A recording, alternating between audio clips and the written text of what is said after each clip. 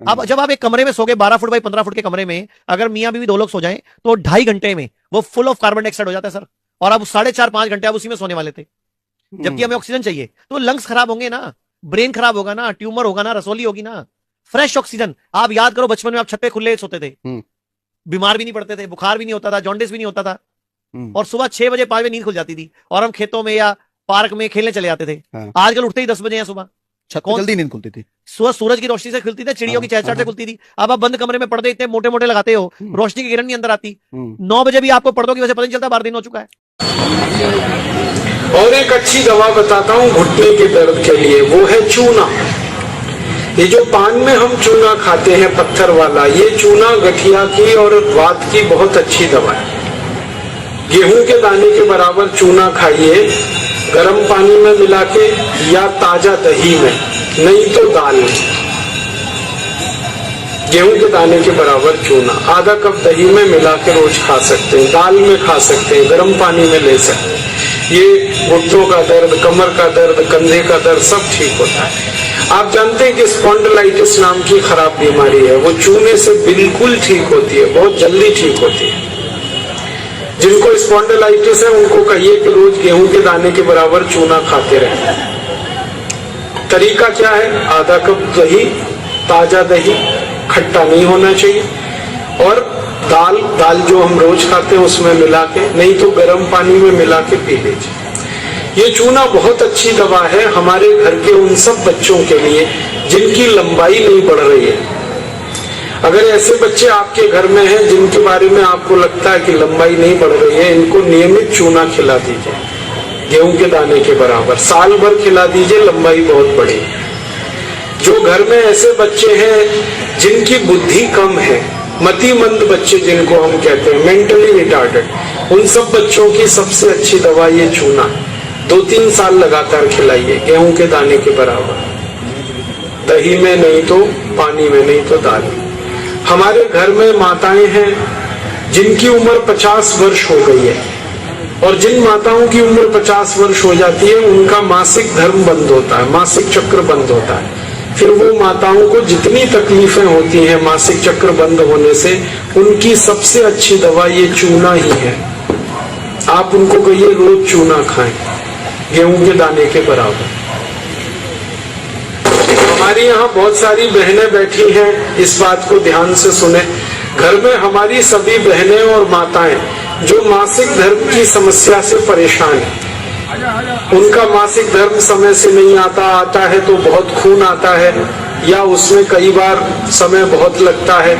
इन सब मासिक धर्म की बीमारियों में दर्द बहुत होता है।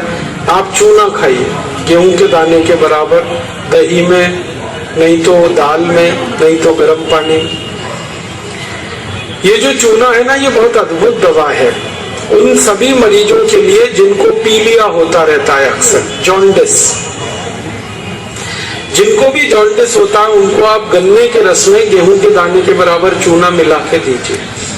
आधा गिलास गन्ने का रस, गेहूं के दाने के बराबर चूना, बहुत जल्दी पीलिया ठीक होगा और बार बार पीलिया होना बंद होगा।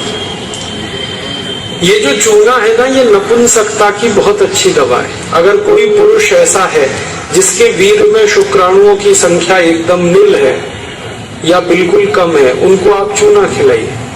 2-3 साल चूना दीजिए उनको गन्ने के रस में, वीर्य में शुक्राणुओं की संख्या बढ़ेगी। ऐसी कई माताएं जिनके शरीर में अंडे नहीं बनते, ओव्यूलेशन का उनका गड़बड़ी है, उनको आप चूना खिलाइए, बहुत जल्दी उनकी बीमारी ठीक हो। ये जो चूना है ना, आपके रीढ़ की हड्डी में कहीं कोई तकलीफ आ जाए, जैसे कई बार रीढ़ की हड्डी का जो लंबर रीजन है इसमें गैप आ जाता है, L1, L2, L3, L4 के बीच में गैप आ जाता है, इसको ठीक करने की ताकत चूने में ही। चूना खाइए।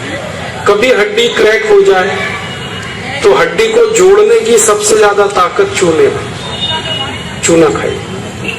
एड़ी की दर्द है, पैर की एड़ी का दर्द है, चूना खाइए, ठीक होगा। पंजों में दर्द है, चूना खाइए, ठीक होगा। आपके दांत में अक्सर ठंडा गर्म पानी लगता है तो आप चूना खा लीजिए, बिल्कुल ठीक हो जाए। दांत में कीड़े बहुत लगते हैं, चूना खाइए, नहीं लगेंगे। दांत हिलते हैं, कमजोर हैं, चूना खाइए मजबूत हो जाए। ये एक चूना 70 बीमारियों में काम आता है, 70। और ये ईश्वर ने हमें सबसे ज्यादा दिया है, 70 बीमारियों में काम आता है। आप कभी भी इसको याद रखिए। मैं सबको यही कहता रहता हूं कि आप चूना खाइए, चूना लगाइए मत कभी किसी को। ये चूना लगाने के लिए नहीं है, खाने के लिए।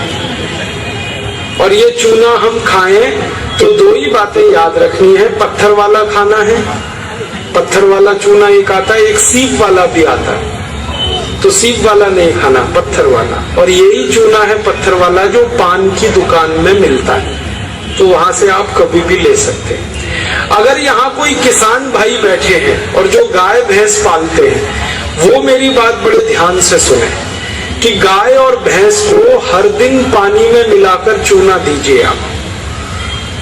जैसे गाय 1 बाल्टी पानी पीती है, उसमें गेहूं के 4-5 दाने के बराबर चूना घोल दीजिए, वो पानी पिलाइए, तो गाय का दूध बढ़ता चला जाता है। रोज पिलाइए उसको चूने का पानी। ऐसे ही भैंस है आपके पास, अगर भैंस, तो भैंस को भी चूने का पानी पिलाइए, उसका दूध बढ़ता चला जाए।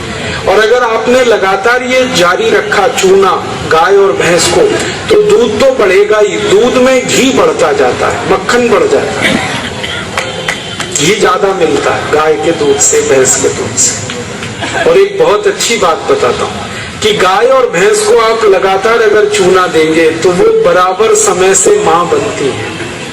आपको मालूम है कई बार गाय और भैंस मां नहीं बन पाती, हम लगातार प्रयास करते हैं, वो गर्भ धारण नहीं कर पाती, और थोड़े दिन आप उनको चूना खिला दो, वो तुरंत गर्भ धारण कर लेती है। चूना बांझपन की सबसे अच्छी दवा है।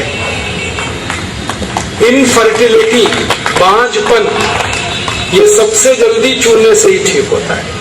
माताएं भी इस बात को सुने ध्यान से कि ऐसी अगर कोई माताएं बहनें हमारे घर में हैं जो मां नहीं बन पा रही हैं, और तरह तरह से डॉक्टर ने उनकी जांच की है, और डॉक्टर कहता है जी मेरे समझ में नहीं आता, सब चीज तो नॉर्मल है, फिर भी मां नहीं बन पा रही है, ऐसी किसी भी मां को लगातार चूना खिला दो, बहुत जल्दी मां बनेगी।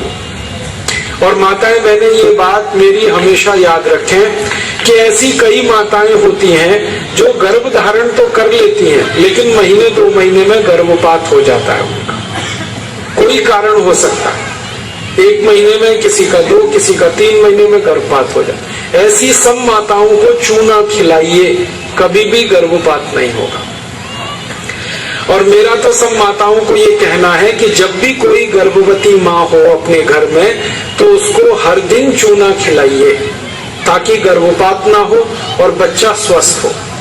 तो ये चूना कैसे खिलाएंगे? गेहूं के दाने के बराबर चूना 1 कप अनार के रस में मिला के पिलाना। माँ को, गर्भवती माँ को चूना चाहिए अनार के रस के साथ। क्यों अनार का ही रस? क्यों? अनार के रस में सबसे ज्यादा आयरन होता है, लोहा, और चूने में सबसे ज्यादा कैल्शियम होता है।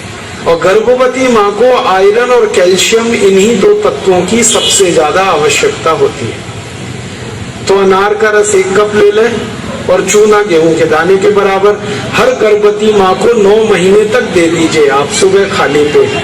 तो 4 फायदे होंगे इसके। पहला फायदा होगा कि बच्चे के जन्म के समय माँ और बच्चे को कोई तकलीफ नहीं होगी। दूसरा फायदा क्या होगा? बच्चा जो पैदा होगा वो बहुत हेल्दी होगा, बहुत स्वस्थ होगा। और तीसरा फायदा पता है क्या होगा?